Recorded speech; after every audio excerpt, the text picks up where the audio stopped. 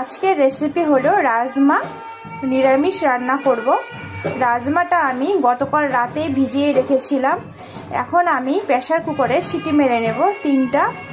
সেই জন্য pressure cooker বসিয়ে দিয়েছি আর রাজমাগুলো দিয়ে দেব।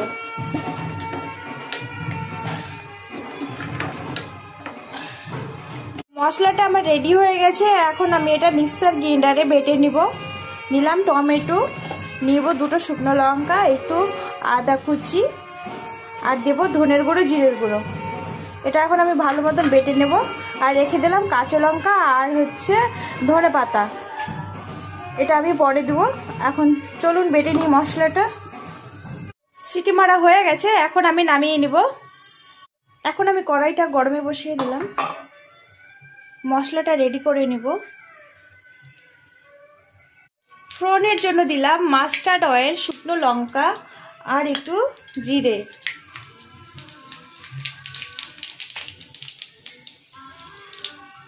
আর বেটে রাখা মশলাটা এখন আমি কষিয়ে নেব ভালো মতন ভাবেই। জিরে ভাজা হলে পরেই মশলাটা দিয়ে দেব। এখন একটু হলুদ অ্যাড করে দেব,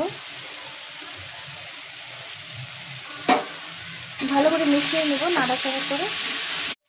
মশলাটা ভালো মতন কষিয়ে নেব। এখন একটু কাঁচা লঙ্কা অ্যাড করে দেব।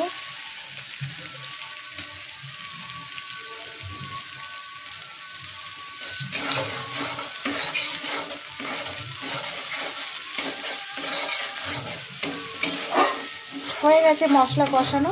এখন আমি প্রেসার কুকার, খুব সুন্দর সিদ্ধ হয়ে গেছে রাজমাগুলো। এখন আমি কড়াইয়ের মধ্যে ঢেলে দেব।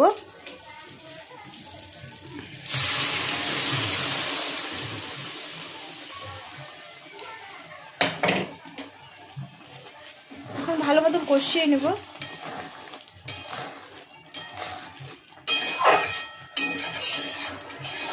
এখন আমি সানরাইজ শাহি গরম মশলা অ্যাড করে দেব।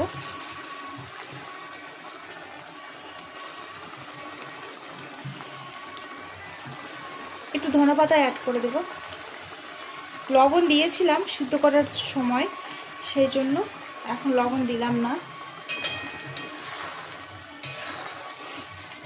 এই দেখুন বন্ধুরা, রেডি হয়ে গেছে নামানোর জন্য। এখন আমি নামিয়ে নিব।